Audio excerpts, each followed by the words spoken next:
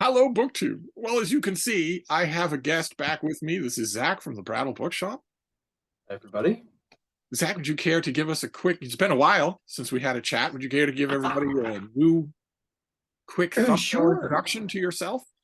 Sure. Well, I work at the Brattle Bookshop in downtown Boston. We're a general used and also antiquarian bookshop right downtown off of Boston Common.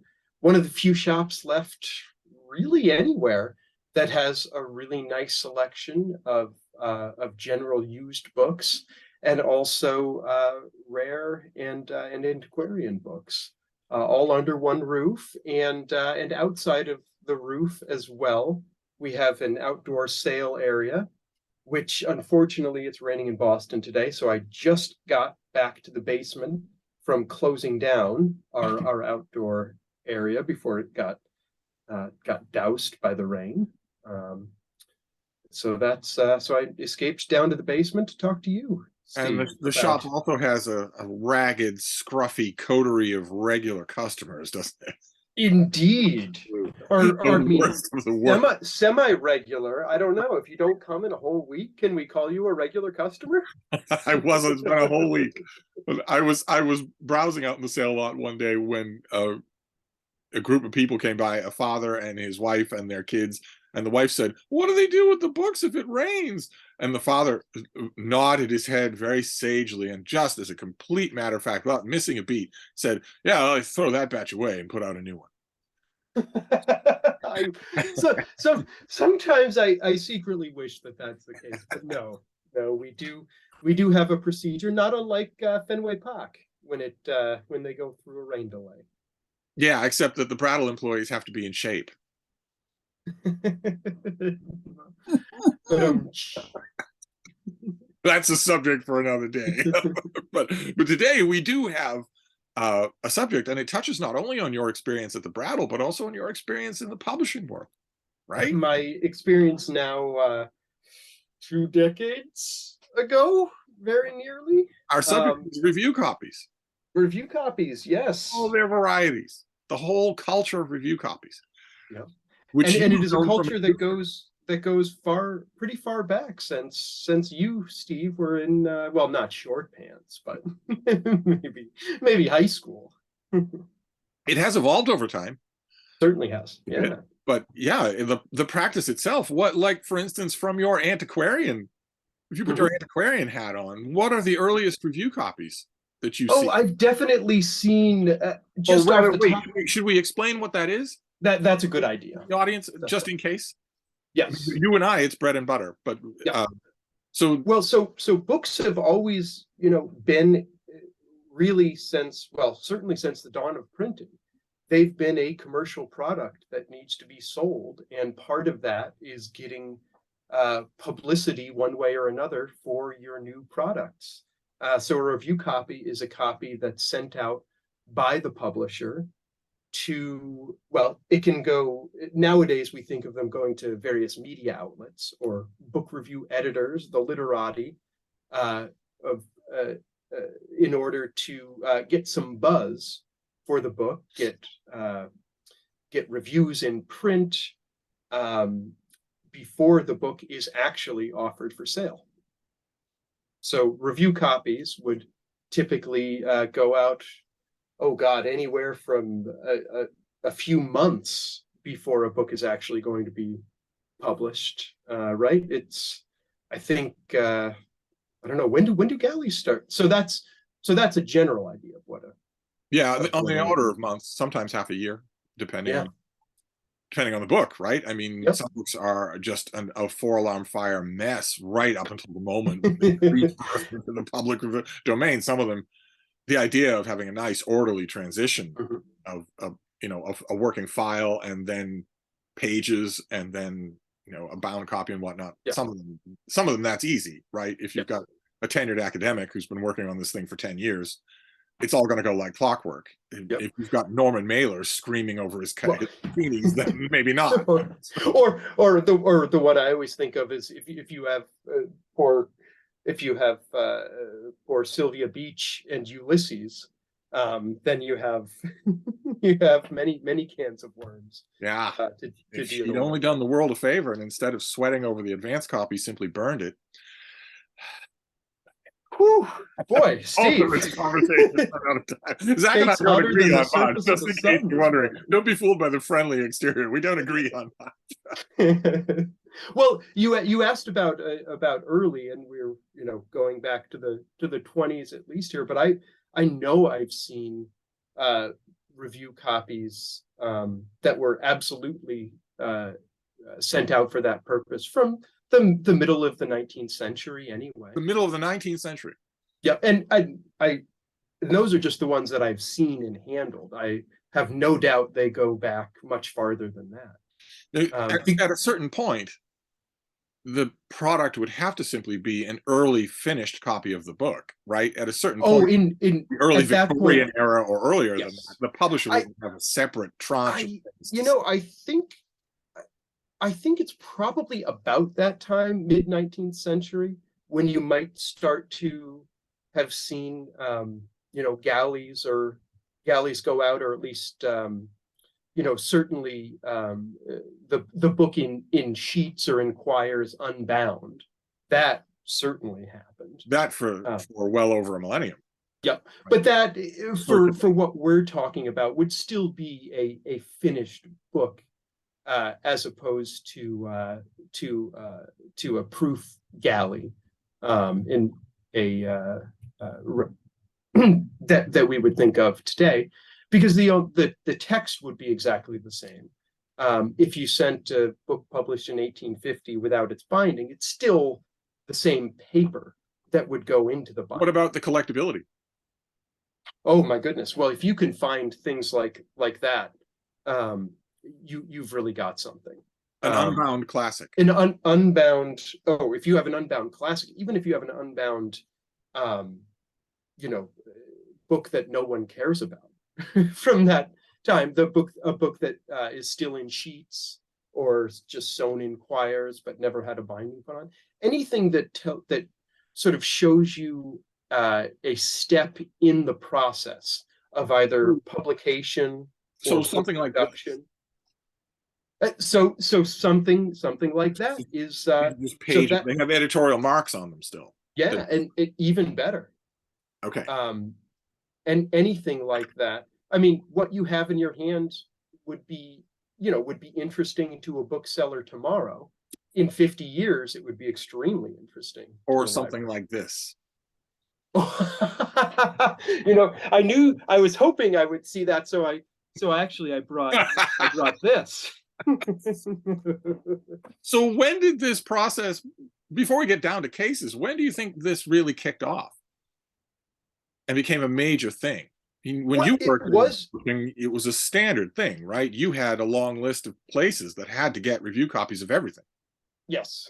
Well, honestly, Steve, I think we're talking mid 19th century, because a lot of the literary periodicals that were booming in that time, they would all have book reviews. And that made or broke a book's sales, right? Absolutely. And I think you could go back particularly in England, and maybe France too. I don't know as much about their history, but even 100 years earlier, because there was 18th century England's literary press. My goodness. So this is as long as there's been a really good ecosystem of writing about books, of literature about books. Publishers have wanted that literature to be about their book, and that's really the element that spurs review copies. So, considering that these little chats of ours are already eye-crossingly boring to start with, how about we nudge things forward from the 18th century? Let's talk about the 20th century. Perfect. When the process became sort of supercharged, right? I mean, yes. It could be that a book editor or book reviewer or newspapers, certainly all the major newspapers, would not only get an advanced copy, but they might get an advanced copy with bling. With yes. Well, Were you I ever can. responsible for dispensing bling? So if we're talking about the years 2000, 2002 and 3 I at wasn't even going to hope for the 21st century. no. If you want to do that, that's great. Yeah. At when I was working, when I started off as an intern in the publicity department at Houghton Mifflin, um, we would almost always send out. Well, we'd send out with our galleys. So galley meaning a an advance copy, usually called an uncorrected copy. So in a mostly but not entirely finished version of the text. But bound. What's that? But bound. But bound as almost always in sort of a paperback version like this. Even for books, and this is books that will be hardcover in their finished copies. So a much cheaper binding on the advanced copy. We would almost always send that out at least with a letter, with an author, with a a glossy author photo, and maybe even if we had it, an early review from someone who got the book, who got a copy of the text, usually in essentially typescript, or at least a printout. And those very early people would fall roughly into two categories, right? Other writers, or the advanced industry journals, Kirkus and Publishers Weekly, that sort of thing. That it would almost always be, yes, it would be an author who either had a connection to the writer of the book in question, or a connection to the publisher in some way. So again, for listeners, just to clarify, there's a sort of an unspoken gentleman's agreement in the publishing world that if you are the book section editor or prominent book reviewer with a berth of your own, the ability to call your own shots, you don't review a book until roughly the time when it's coming out, except for a handful of industry journals, Kirkus Reviews, Publishers Weekly, Library Journal, where they get the books long ahead of time, same amount of time ahead of time as, for instance, I would, but they are expected to review it right away, to give a sort of advance warning to institutions that have to do their buying. You can't wait until the last minute, right? If you're a bookstore, you can't wait until the last minute to order a book. That's right. And also, I'd imagine reviewers pay attention to those too. Reviewers, to some yes. extent? The nice thing about the industry journals is that not only are the reviews unsigned, so no one's making any bones off an early praise or an early diss of anything, but also they're very programmatic. Reviewers are told that ahead of time. You have exactly 300 words. We're going to pay you slave wages. So there's no bones to be made at all about this. No one's going to know that you did it, and you're not going to make any money off it. Right. And it's an extremely rigid format. You must summarize the book for a good 2/3 of what you're doing. And when your assessment happens, it must be great based on the book. You cannot be taking a Louis Manon flyer on this thing saying, when one considers the deeper hermeneutics, right away. No. It has to be, does this work? But let me ask you this: do book review editors read those? Would you potentially read a Kirkus or a Publishers Weekly blurb essentially and say, "Ooh, I want to review that book," or "That sounds interesting," or is there again, a give and take there? For the benefit of the viewers, I am the book section editor of a print newspaper in northern Georgia. There aren't many print newspapers in the country that have dedicated book sections. Where it isn't just folded into arts or entertainment or living. God help us. For my newspaper, it's 2 full pages of only books coverage, and I am the editor of that section. That's why I was sort of preening when editor came up. But in my case, it's not a good yardstick, because I also write for Kirkus Reviews. So I do both sides of the fence. But for book section editors who aren't me, oh my God, they pay attention. Yes, I'd imagine. If Kirkus or Publishers Weekly months ahead of time, right when they're making their schedules for down the line. If Kirkus or Publishers Weekly says this is flop, it's poor, it's not a good example of what it's trying to be, I have seen editors who would give that a lot of attention. And maybe more to the point, as far as authors go, as far as their bottom line goes, a lot of libraries and schools will also make their determination based on that. A lot of weight is carried by those industry journals. Yeah. So the viewer can probably already surmise here that a lot of work is going on behind the scenes well before these books are published. What Steve and I are talking now is all happening before, long before reviewers get their pre-publication copy of a book, which might be a few months before a publication date. And then those review copies go out in tiers. Did you send yours out? So we would at Houghton we would have an A1 list. So and that would certainly be the newspapers of note, right? Yes. The Journal and the Times. Yep. They get everything. They get everything. And the reason for that is what you said, right? Because a review from them, even a negative review, is exactly what the publisher wants. Oh yeah, you're suddenly boosting it to 300,000 people.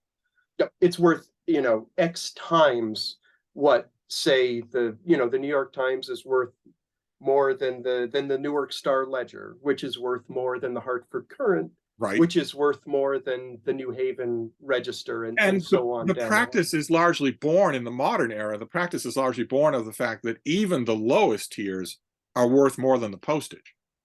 That's right. So it is a good gamble for the publisher to do. And it is, and you should have seen my cubicle area when it was time to send one of these out, because I might be sending out 350 copies of this in a stiff jiffy pack, with everyone with a publicity, with a press release, maybe with another abstract, maybe with a an early review, probably also with an author glossy photo. This is 2002 and 3, before people were doing all this digitally. But I would have a literal fort of packages surrounding me before the mailroom folks came by with hand trucks and took them all away. In the pre-pandemic days, many book publicists that I knew not only had those stacks and book forts of review copies, but were also sort of snap visual judged by them. Yes. Because the taller that stack is, the less you're doing your job. Yes. Are you getting this book out to everybody? Why? I mean, the A-list things, Cormac McCarthy's new piece of overheated crap going to the New York Times book review, that's an easy call. Sure. Plenty of publicists get not just C-level venues, but C-level titles. Yes. Right? Byzantine coin reform. You took a flyer on it, so you've got a stack of review copies, but who on earth are you going to send that to? Is that when your job got harder? It did, and there was always, it was never a matter of just mailing it out. That was sort of the start. Then you would, then you'd start making your phone calls and say, hey, making the phone calls, right? Only now that would be emails. Right. That now, and even then, it was starting to be in some cases emails. Hey, this is. You would make phone calls to try to drum up interest. Absolutely. Call the individual people, say, this is coming in the mail for you. Here's why you should read it. Basically, you'd have something like an elevator pitch for everything, because these people are also getting dozens of these calls all the time. Yes. So you really have to. You have to get them to remember, oh, that sounds interesting. And then when the book comes, they say, oh, I remember that phone call. Let me read this. Let me put it at least near the top of my stack. Some of that boils down to your knowledge of the books, right? Absolutely. Oh, I would read all of these books. And read all of the. They don't know anything about the book. What's that? Plenty of publicists don't do that. They don't know anything about the book other than the sheet that they have to read. It's their responsibility to get it out the door. I will say, at least my snapshot of time at Houghton Mifflin, that was pretty much expected, that you would have a good, Okay. that you would have a good idea. You would be able to pitch the book with some knowledge. I don't think that's expected anymore. I'm not 100% sure, but I don't think that's expected anymore. I talked to a publisher. Now you're going to be telling me that they don't restock the publisher's bar, that the publicist's bar every week. Is that not happening anymore either? Oh, no. Oh my, you're talking about the fat pre-pandemic days. No, I had a publicist just a couple of years ago say, we were laughing because we were talking about, she sent me an email about 10 upcoming titles. And I sent her the kind of, it was an academic press, so you can guess what my response was like 5 paragraphs for each book. And she wrote back and said, on one level, my boss would really like it if you had my job. And on the other level, I'm glad you don't, because you did. Who has time to read these things, much less know the last 10 books on the subject? Right. I don't think that's the given anymore. No. Although I'm now realizing, since this is going out to my imaginary friends on BookTube, I'm now realizing that when I gave a tossed off cautionary example of Byzantine coin reform, probably 200 of them went, ooh, that's what are you talking about? Because they're all hopeless. They're all absolutely hopeless. But so can we get back for just a minute? I want to talk about the collectibility of these things, because that moves the whole subject from your old world in Houghton Mifflin to your new world at the Brattle. But I also want to talk just a bit more about those tiers. Yeah.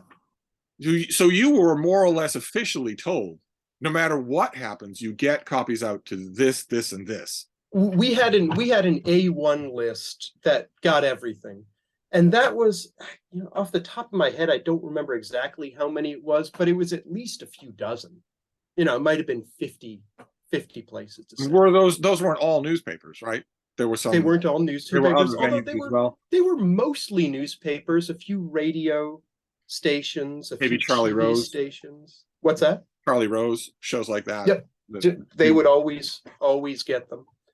I'd say it was probably close to 50.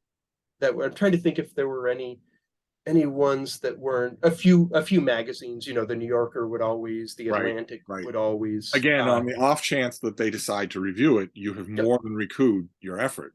Yep. Time magazine, a few, the big national USA Today would always get them. So yeah, and those are the ones that everybody gets a copy. One more question about the tier system. On your tier for Houghton Mifflin, were there any individuals? Oh, there were probably about 10 or so of that top tier that were just human beings. Not necessarily because of their affiliation with any outlet. So those would all be TikTokers now. They would all be TikTokers, and I do one macabre little note is every once in a while, I'd see somebody on there and it hadn't been updated in a while, and I'd had to click off the people who had died since the last time they updated it. Yes, that happened with Newsweek. He used to have a great where he did everything. He was indefatigable, wrote all the time. If there had existed an internet so that there was a newsweek.com in addition to the magazine, he'd have written a review every day.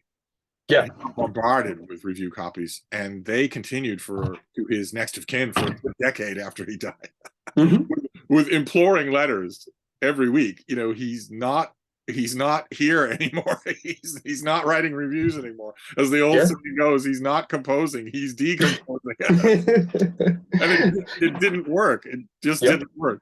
The reason, and I'll say this, you send them out knowing that probably all of those will look at the book you're sending them and say, we're not reviewing this. And that again is just part of the cost benefit analysis. I found one thing in a group. So I bought a group of books from a local press last week. there was a press in the 70s and 80s in Cambridge called the Pomegranate Press. And they put out a lot of poetry broadsides and small press poetry books. And they put out poetry anthologies every once in a while. And this is in 1981, year of my birth. They put out an anthology of young women poets, which is right here. Let's see the binding. Show the spine. Diane, what's that? So it's kind of, it's just show the spine. Just there. Well, there is no. Oh, there spine. we go. There we go. Okay. There you go. So it's a pamphlet. But Diane Wachowski, Gail Mazer, so real, real names here, getting published early in their career. And when I bought it, paper clipped to the top was the business card. I hope this shows up, of Bruce Manuel, book editor of the Christian Science Monitor, with a note from him. Apparently he received it as a review copy and sent it back, which was very nice. He probably knew somebody involved, because they were in Boston at that point, and knew somebody involved with the press in Cambridge. And on his card, he wrote, "Thanks for letting us probably consider this. Sorry we couldn't review it," and actually returned it to the publisher. That doesn't happen. So, Steve, this is your predecessor. Yes, those would have been the days when the Monitor had a gigantic room full of book submissions. Yeah, like the Times does. Like the Journal has a whole bunch of different stacks and rooms and whatnot. The LA Times, an enormous room full of review copies of all different types and sizes, with interns assigned to go and just open the packages, sort everything by month and date. The thing that that a lot of people don't realize is how little agonizing goes into sorting the wheat from the chaff. Unfortunately, a lot of publicists don't realize that. A lot of publicists, you can tell by the way they're writing their emails that they think their book has a shot. Yeah. When a book section editor will walk into that room and make it, let's say he's setting up his, let's say it's May and he's setting up his August coverage. He'll know, okay, I've got 20 books that I have to do in August. He can get the list of that 20 operating on mental arithmetic in probably 4 or 5 minutes. And that's it. He's in and out of the room in 4 or 5 minutes. And it's a question of, okay, here are 10 books that we have to review, in air quotes, but these are the obvious big releases for the month, fiction and nonfiction. We have to review these. Here are 10 others where we don't necessarily have to review it, but I know somebody who would do a good job with this. Oh, this seems interesting to me. The process is over in no time at all. No time at all. I imagine that makes things, you got out of that before all of this was done via email, right? We were just starting to use email for those things. And now it's all email and electronic galleys. Well, yeah, and I'd imagine all of those early reviews, author photos, certainly, all of that is digitized now. Yeah. If not the book itself.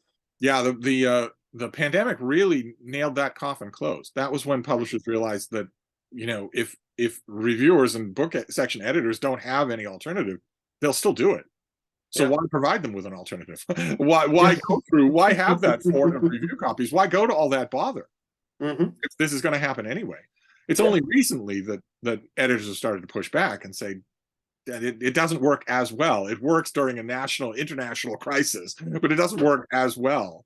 The thing that most publishers don't get is that I'm not keeping these things myself. I'm mailing them out. Well, and that answers, or that goes to one question I was having. Now, in this, which was returned by the book review editor to the publisher, in your experience, Steve, would you say that is an unusual occurrence? Yeah. Never. Once upon a time, 100 years ago, not only would unwanted review copies go back to the publisher, but wanted review copies would go back to the newspaper. Once the TLS used to send you a review copy, say, we'd like 300 words by the end of the month, and when you're done, send the review copy back. Yeah. That is absolutely gone. No, the reviewer keeps the copy, at least, considering that you're not paying them a lot of money, unless you're the New Yorker. But So that go gets ahead. to the subject of collectability. Yeah. So where do these books end up, Steve? We from if you've ever visited the Strand Bookshop in New York City, they Yeah, used to have a whole wall of that's where they end up. every single academic, right? Every Yep. academic, if a book comes out relatively in their field, publicists have a list of, like might want to review like. Surely it's worth the postage to send this book on Byzantine coinage Yep. to a And Byzantine coinage expert. and that's even though you're talking about, in real numbers, pretty low in terms of published copies, in terms of audience, you're really, those are even more important to get out, because the reviews of those very specific scholarly texts are going to go in those very specific scholarly journals that are only read Right. by their intended audience, but they're read by most of their intended Right. audience. Right. So you are those hitting are the whole of your crucial. demographic when you do that. That's It's right. worthwhile to do. Yep. You must have had leeway to do that in your Oh, home. of course, absolutely. Now, it's Houghton Mifflin was nice because, it was a trade publisher, but they put out some books of real scholarly worth that could, be commercially, or at least hopefully be commercially successful, but also could get a review in a more specific, for a more specific specialist audience. So And that was, were there bragging rights among oh yeah, if you could, if you one could of my, manage to snag a review of a title and it was what, clear that it was your doing that did it? yes, one Really? of, well, Oh wow. one of my weekly duties, and this is another thing that that the digital nature of the job now, I'm sure, has changed, but my job was to collect clips, every word in print that I could find, or over the airwaves. um, I would collect every week, and it would be all paper. This is all in paper. And I would make a packet, sometimes maybe 30, 40 pages, sometimes 120 pages, each page a different review or a different media mention. And I would photocopy that packet 75 times. And I would put together a suitcase that would go between the New York office where I was and the Boston office every day. And I would fill up a suitcase with everyone's copy of the clips packet. And I would do this the amount of paper that we would go through is amazing, but we would track every single one. And you can bet people noticed if it was a Yes. thick week or it was a thin week. And who was getting the thick weeks? Who was getting which publicist was getting the thick? Oh, that's right. And which publicist books were making those packets thick. Yeah. Now that is largely gone. Nobody really wants nobody's doing now that everyone has Google alerts on the author's name. Yeah. So it's assumed that they will find the review on their own, that you won't have to do it. Except for a shard of the review copy ecosystem that I don't think existed before the internet, which is this whole business of explicitly exchanging a review copy for a review. Mm-hmm. I have a hard time now with younger publicists. I have a hard time even getting them to understand what a profanation that is. They will. The line now is you can have a review copy in exchange for an honest review. Yeah, an honest review. Okay. See what you did though? You immediately concentrated on the wrong word, as they're expecting you to. It's classic 3-card Monte misdirection. They want you to concentrate on the word honest so that you will immediately protest your honesty when the keyword is review. Review. You are promising to review the book, as you know perfectly well. That's all the publicist wants. Is a review. You could be lying out your tuchus. They wouldn't care. But they put that word in there so that you won't concentrate on the fact that you have been consigned to be part of the book's publicity team. That's right. I have the hardest time explaining to publicists. All of my reviews are honest, first of all. Don't appreciate the backhand insult. And also, whether I review it or not is entirely up to me. If you're sending me this on an understanding that I'm going to review it, keep it. Yeah. No, that's fair. That's them not understanding the job or trying to cut corners. It's them at least not understanding the proportions that we talked about a half an hour ago, right? That's right. If you're sending this, you're not sending this to a person. You're sending this to an audience size. Yep. That you don't have. Right. That Houghton Mifflin doesn't have on its own. Houghton Mifflin's your entire job was to find an audience size. Yeah. Yes, that's right. And so, yeah, that's right. Someone who's doing that is trying to game the system. It's all over the place though. And it works because it's practiced on people who aren't familiar with the book reviewing world and so have no idea that they're being taken advantage of. All they're seeing is a free book. Yeah, right. But we've got a minute left. I want to talk just a bit about collectibility. Because surely, considering that everything is collectible, surely rare galleys are collectible.